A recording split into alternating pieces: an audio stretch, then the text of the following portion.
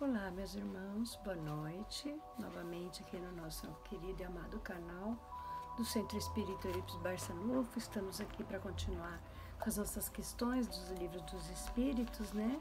E a gente está falando do tema dos Espíritos, que é as relações simpáticas e antipáticas dos Espíritos e metades eternas, né?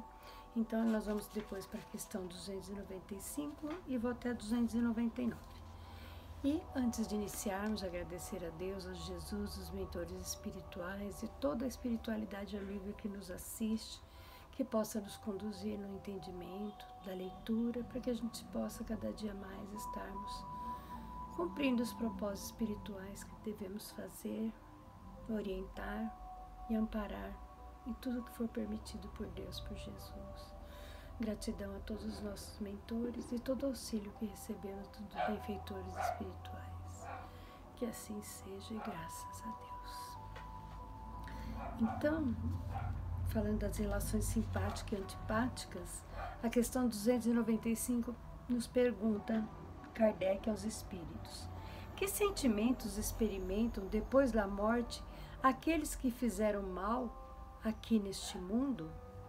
Se são bons, perdoarão de acordo com o vosso arrependimento. E se são maus, podem conservar ressentimentos e algumas vezes perseguir-vos até a outra existência. Deus pode permiti-lo como um castigo. Então ele fala assim, né? O que o espírito experimenta depois da morte, quando ele fez o mal neste mundo? Alguns se arrependem, outros não. Então ele fala que algumas vezes você vai voltar a perseguir a pessoa que ele quer perdoar, que ele não soube perdoar, né? Então fica aquela lei de atração. Se o espírito evolui, ele não vai ficar perturbando ninguém nem atrapalhar. Mas se ele não quer ainda, tem laços de maldade ainda, ele procura a pessoa ainda para se vingar. E na questão 296, as afeições de cada espírito são suscetíveis de alteração? Não, pois eles não podem se enganar. Não tem mais a máscara sobre a qual esconde as hipocrisias. Por isso, suas afeições são inalteráveis, quando são puros. O amor que os une lhe é uma fonte de suprema felicidade. Então, ele fala que jamais o espírito pode fazer alguma alteração depois que ele está lá desencarnado. Porque depois que a gente desencarna, a gente se aparenta realmente como nós somos. Com todos os defeitos e virtudes, nossa, será demonstrado. Então ele fala que a única fonte suprema de felicidade é quando a gente fez todo o bem, né? Que vai para lá e não precisa ter nada para reparar, né? Não tem nada assim de que as afeições mudam de gosto, de jeito. A gente vai sempre ser o mesmo. Na 297, a afeição que duas pessoas se dedicam neste mundo continuará sempre no mundo dos espíritos? Sim, sem dúvida, se ela se alicerça sobre uma simpatia verdadeira, mas se as causas físicas foram maiores que a simpatia, ela cessa com a causa. As afeições entre os espíritos não são mais sólidas e mais duráveis que a sobre a da terra, porque não estão mais subordinados aos caprichos e aos interesses materiais do amor próprio. Então ele fala, quando a simpatia vamos dizer, espiritual, é um laço espiritual maior, verdadeiro, a gente pode sim, as afeições continuam sim do outro lado da vida. Mas quando for só por interesses materiais, né, de coisas aqui do mundo, tudo isso é dispersado, não prende o espírito, não tem a afeição afetiva mesmo, de carinho e de espiritualização, né? Ele fala aqui só quando é laço de pura simpatia verdadeira, né? Que a gente não vai se ligar através de coisas materiais, né? Do amor próprio, do orgulho, da vaidade da terra. Isso nada vai levar em conta, mas se tiver nesse apego não leva simpatia nenhuma junto, só quando é verdadeiro mesmo. E na questão 298, as almas que deverão se unir estão predestinadas a essa união desde a sua origem?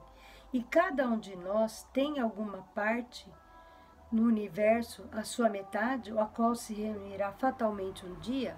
Não. Não existe união particular e fatal entre duas pessoas. A união que existe entre todos os espíritos mas em graus diferentes e segundo a categoria que se ocupam, e quer dizer, segundo a perfeição que adquiriram. Quanto mais perfeito, mais unidos.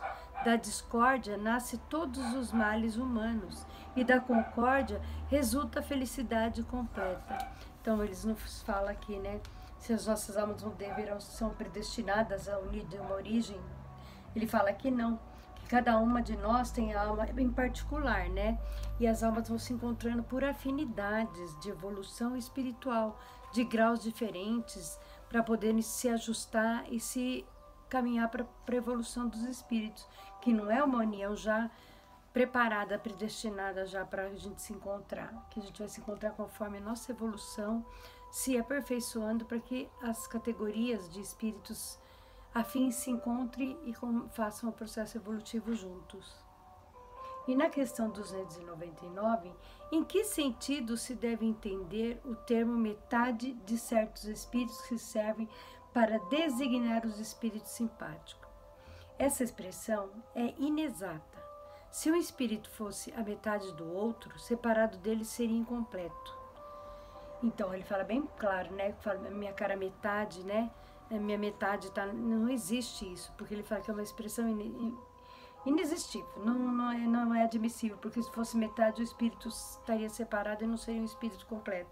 Então não existe essa coisa da minha metade que a gente escuta nas conversas, como está a minha outra metade, a minha outra parte, né, de simpatia, de amor.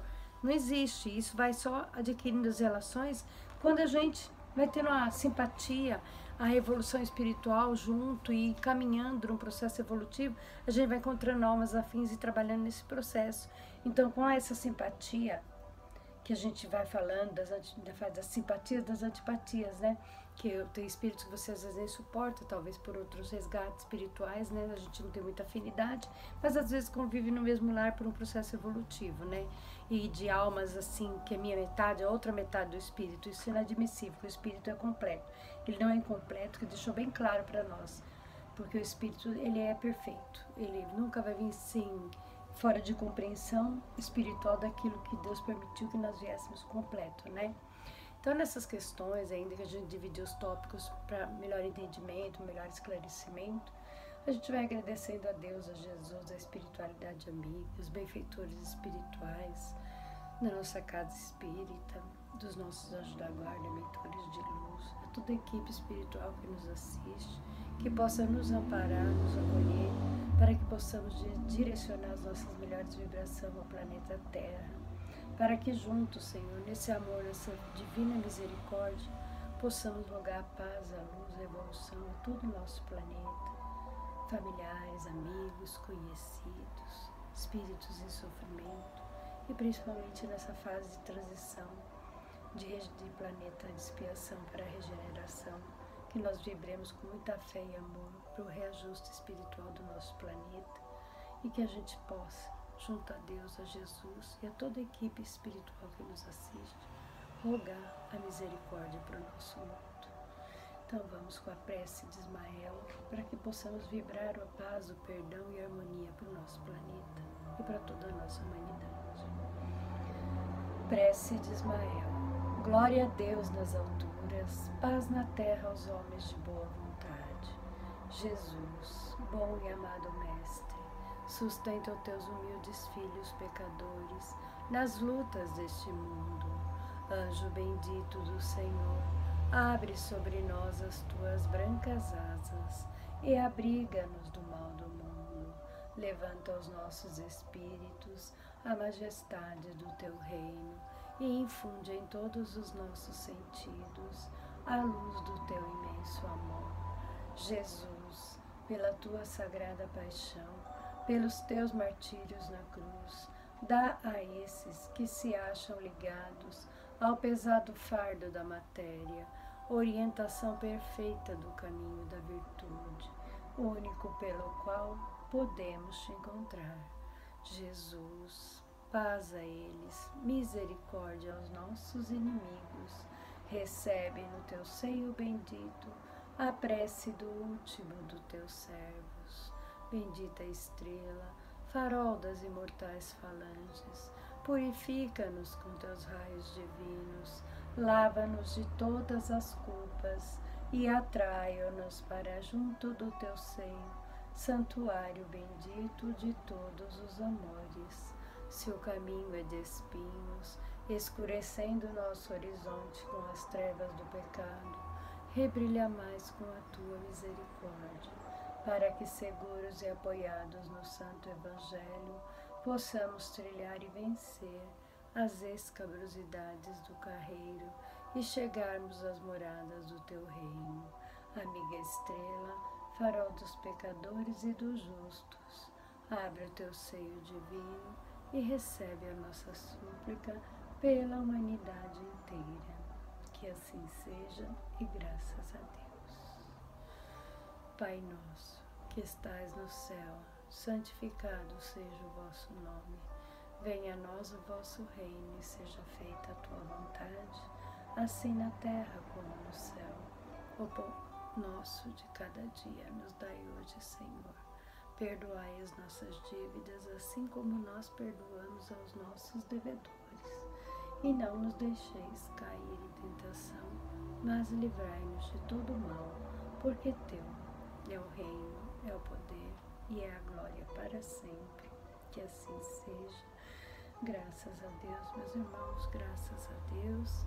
Que a paz, o amor de Deus, a misericórdia esteja agora e sempre com todos nós e nossa humanidade. Que assim seja. Graças a Deus, meus irmãos, graças a Deus. Então, uma boa noite, meus amados. Que Deus abençoe. Até uma próxima oportunidade, se assim Deus permitir. E vamos caminhando com essa lição do Livro dos Espíritos para darmos até o final desse livro, fazermos os propósitos espirituais para o entendimento de todos nós.